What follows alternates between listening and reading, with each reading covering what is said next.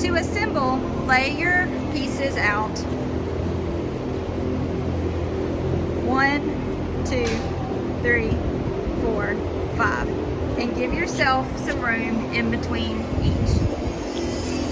You will then unzip your colored zip ties and match them up with the corresponding colored zip tie on the other piece.